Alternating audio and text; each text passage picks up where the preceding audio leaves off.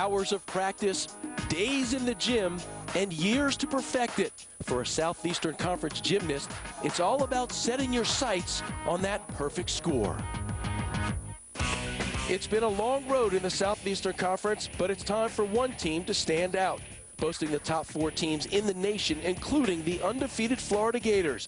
Tonight, it's time for a showdown. The defending national champion Georgia Gym Dogs are here, along with the Alabama Crimson Tide and the 4th-ranked LSU Tigers. It's time to crown a champion from the only conference that reigns supreme in collegiate gymnastics. The 2007 SEC Championships are next.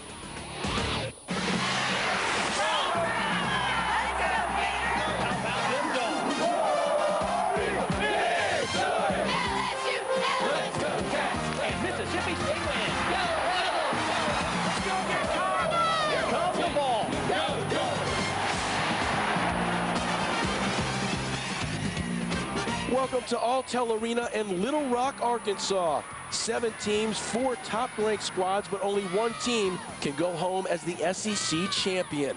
The crowd is rocking, and all have a shot at winning it tonight. Welcome, everybody, the 2007 SEC Gymnastics Championships from North Little Rock, Arkansas. I'm Corey Kessler. The teams are ready, we're ready, and so are the defending national champion Georgia Gym Dogs. Let's send it over to Lori Strong-Ballard for more. For the first time ever, these SEC championships are in Arkansas, here at Alltel Arena. 7 of the top teams in the country will go head-to-head, one night of competition to determine the SEC champion. And 4 of those teams are the best in the country: Florida, Georgia, Alabama, and LSU. And the Gators are on top right now. After enjoying an undefeated season, they are led by a consistent and confident senior class, but it is the freshmen who have really fired things up for this Florida team. Amanda Castillo is one of the top freshman all-arounders in the country, and Melanie Sinclair has scored 2 perfect 10s on the bars already this season. Florida is hot, and they haven't won an SEC title since 1989. But the defending national champions, the Georgia Gym Dogs, are back for a fight. They have won the last 3 SEC titles, and the Gym Dogs once again are stacked with talent. They boast the defending national all-around titleist Courtney Kupets and 2 of the top all-arounders in the country in Katie Heenan and Tiffany Tolnay. Now, for the University of Alabama, their head coach, Sarah Patterson, says this is the youngest team that she has coached in 15 years. So inexperience may play a role here. But Alabama is a program that is known for gearing up for these big-time competitions. And talk about peaking at the right time. LSU has gotten better every week, and right now they are on top of their game, ranked 4th in the country and boasting the top all-arounder in Ashleigh Clare-Kearney. And Ashleigh is capable of scoring a perfect 10 on vault on any given day. So with all 7 teams ranked in the top 25, things could get interesting here. I'm here now with Georgia head coach Suzanne Yocklin. And Suzanne, you have 15 SEC titles. You've coached in this conference for 24 years. What do you think of the level of talent and the competitiveness of the conference this year? Well, it's just unbelievable in all sports, not just in gymnastics. You put good people, good teams together, good athletes, and the coaches get more and more competitive, and winning just becomes contagious. Everyone wants to win that title, and everyone's getting better and better and better, and the parity is getting closer and closer.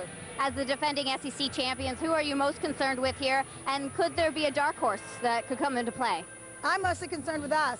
I mean, if we do what we can do, what we're capable of doing, I don't think there'll be any doubt in anyone's mind that Georgia will come out on top. I really feel like we're that deep on every single event. But, you know, with that said, we can make mistakes, and there are so many good teams here tonight that really anyone could win. I think different events, you'll see a lot of highlights, and on different events, different key performances will make a difference. Certainly the starter on each event is key, and the finisher, because you want to have a lot of momentum going into your next event. You've always talked about the importance of building momentum and getting a good draw. Now, Georgia drew beam first. Right. What do you think of that, and how will that play out? Well, we love that, I think. I'll know more after we competed, but, you know, typically this year that is our best event. We are #1 in the country on beam. We've been very consistent the whole season. We have 2 Olympians competing that event for us. And if we can get a good start on that event, 49.4 or something, you know, around there, it'll put the pressure on everyone else, and the momentum will definitely be for Georgia right then. Well, we're almost ready to get going here. The podium's up. The stage is set for what might be the most intense SEC championship competition ever. Good luck, coach, as you head to beam. Back to you, Corey.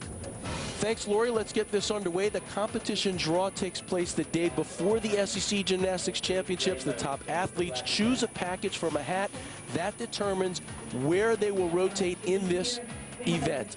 Florida will start on the vault. That's where they started in every home meet, and they feel comfortable with this. But in the last rotation, Florida will not be competing, and Georgia and Alabama will know exactly what they need to win. Now, the home team, Arkansas, got the luck of the draw, starting with a bye and finishing up on the floor. Stay close. The SEC Championships are coming up. Welcome back to North Little Rock, Arkansas for the 2007 SEC Gymnastics Championships. I'm Corey Kessler, joined by Lori Strong-Ballard. Lori, a look at the first rotation. Well, Florida starts on vault, a strong event for them. Landings will be key there. Georgia starts on the beam. We heard Suzanne Yochlin mention that that would be a key event for them. They must be consistent and hit at least 5 strong routines. And here is her gymnast, Grace Taylor, who Suzanne Yochlin says is very spunky, and she's a spark plug. Hopefully she'll get them started on the right foot.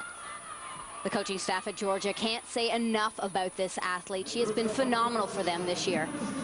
And of course, Suzanne mentioned the importance of those leadoff and the final competitors on every event. One arm back handspring layout, finishes with a smile. Excellent job.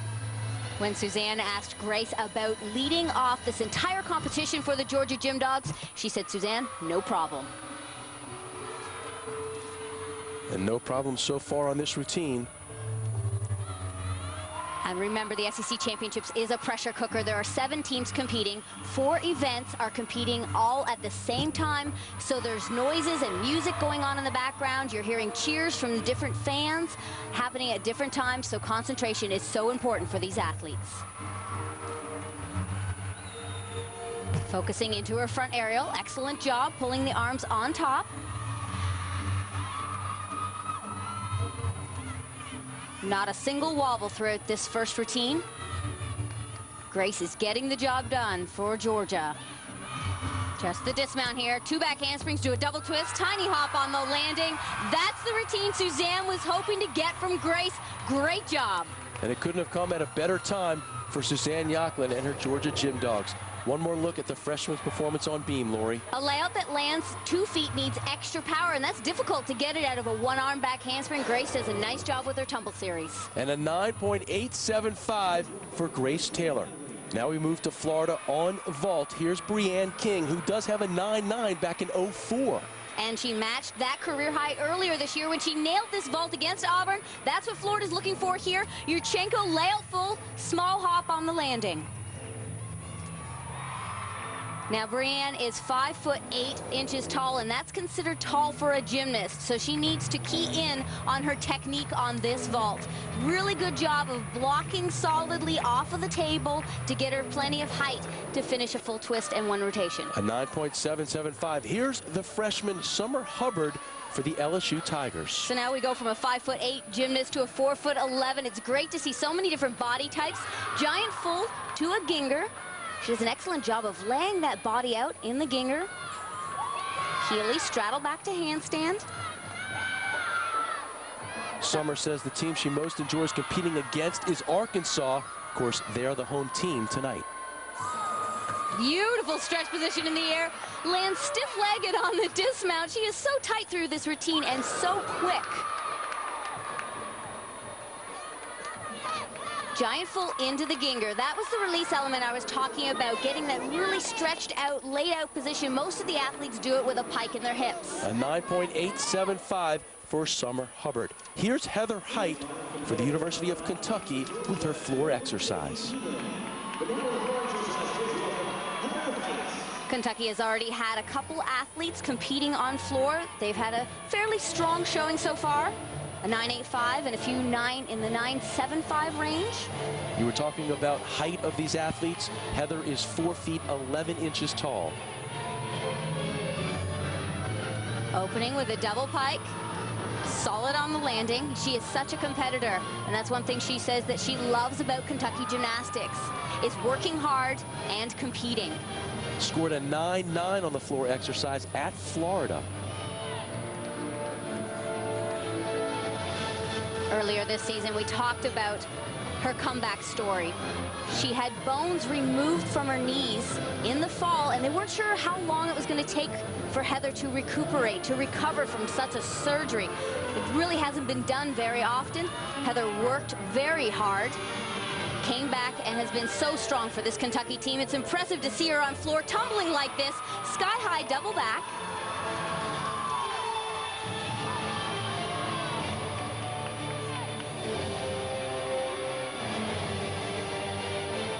Double turn with leg above into a wolf full. Heather does a nice job with all of her leaps and jumps. Beautiful execution, and here comes the final tumbling pass. Front full to a front tuck. Another solid landing. 3 tumbling passes under her belt. Not huge risk or difficulty here, and that will hold her back from getting those 9.9s and 9.95s, but this will still be a strong score. Opening pass, double pike. Nice stretch off the floor, traveling a little bit backwards, but she holds on to a solid landing. A 9.850 for Heather Hite as we take a look at the top all-arounder in the nation, Ashleigh Clare-Kearney for LSU. She knows the strength of this competition here at the SEC Championships will be a test. You know, the SEC is so hard. There's so many great teams out there. You know, the top 4 teams in the country are from the SEC. So it's really exciting to come in here and be able to compete and have your teammates all behind you. And it's going to be such an intense meet. And I'm not really thinking about, you know, the rankings or what I place or, you know, where I am coming into it, because that messes you up. But, you know, I hope to do well, and I hope to, you know, maintain the stride I'm on now. Ashleigh has a great chance of winning this all-around title, but if you ask any one of these athletes here, and they would say that their eye is on that team title. Ashleigh's known for the power events, but they need a strong, clean routine from her on the bars. Of course, LSU ranked 4th in the country coming into the meet. Looking for a strong performance from Ashleigh. Excellent job so far, hitting the handstands. Giant full right on top, into her dismount, nails the landing. That is what LSU needs. The most eye-catching and impressive part of this routine was the release element. Take a look at the height she gets here. It's called a Tkachev, and she is 3 or 4 feet above the bar. So impressive. And the judges score a 9.850 for Ashleigh Clare-Kearney. Don't go anywhere. Straight ahead, it's Florida's fabulous freshman Amanda Castillo and the Gym Dogs all-around ace